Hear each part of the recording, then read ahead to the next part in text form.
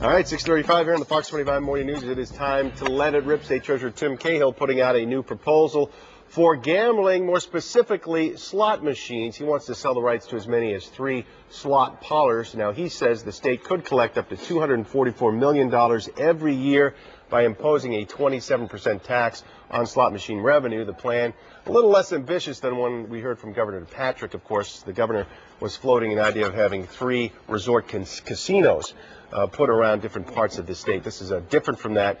And I do believe, if I understand the proposal correctly here, these parlors would be closer to the city of Boston. And again, you would sell the rights to the parlors, they'd open up, and then the state would collect revenue taxing it. I would just look to Rhode Island on this, VB, which is the one place down there, Twin Rivers, that has the exclusive. They got a dog track there, but it's mainly just slot machines. And they're having difficulty there, so much so that the state is thinking of taking it over. I think if you're going to do casino type gambling, you got to do the whole thing. You got to have the tables, you got to have all the other games. I don't think slots is enough to get it done.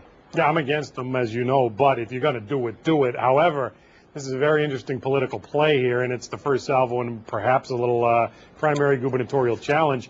Cahill knows that Speaker DeLeo, who is really the guy running the state now, is in favor of racinos and would like to have slots at the racetracks in his district. So what does he do? He comes out with a plan, not like Duvall's plan at all, saying, let's go for slots. And ironically enough, let's put them near Boston, which is right where DeLeo wants them. If this goes through, Cahill can go, hey, I brought in money to the state, and I'm a guy who gets things done. Unlike Duvall, who had this grand scheme but couldn't get it passed. I don't think this is going to happen as of yet anyway, but it's a very clever little play by Cahill. Yeah, we'll see how it all plays out. I'm with you in that I would rather, in the end, whether this is a political ploy or not, in the end, as a citizen of the state, I'd rather see him do the full-out resorts. I think it just would be more attractive to people, and you would attract more people. I think people get bored with that idea, and then you're going to end up with just that few regulars, and that's it. Oh, the bell's ringing in your head. Yeah, I mean, you've been down to Twin Rivers, VB. We went down to the Fred and Steve Steakhouse, and it's a beautiful layout they have, and it's a very, very nice place. But it's just slot machines as far as the eye can see, and to me that would get a little monotonous after a while. You need a place that offers up some nice restaurants, maybe a venue for entertainment, you know, as well as all the different kinds of tables. And I think that would attract more people from all over. It's a destination versus this would not be a destination. I think it'd be harder to get people. And would you talk about putting these in where the dog tracks are going nighty-night now, VB? I think that's dog tracks or horse tracks that they're trying to save, the aka Suffolk. Again, the issue gets to, you know, we are in a terrible recession. We keep hearing from the parties in power that we got to help the middle class and the lower class. So what do? We're going to put in slots now?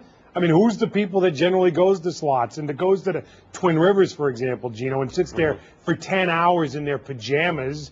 I mean, it's the very class we're supposedly going to be helping here. And by the way, let's hope if they do put in slots, they have a few more winners than the lottery's been yielding these days. You got to be suspicious of anything in Massachusetts like this in our history with quote-unquote legalized gambling. But again, we're getting way ahead of ourselves here.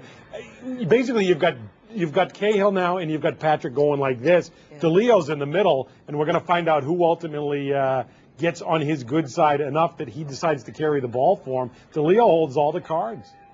I'd be in favor of one resort casino done right, done properly, with all the attractions that we talked about, and see where you go from there. And you'd like it in Walpole? No. Like it somewhere in, I don't know, Boxford, somewhere, you know, a little bit out of the way. Out of the way? Yeah. I'd actually like to see it a little bit out of the way, too, because I'd like to travel there. It would be an event. Right. You can stay overnight and have all kinds of fun. There you go.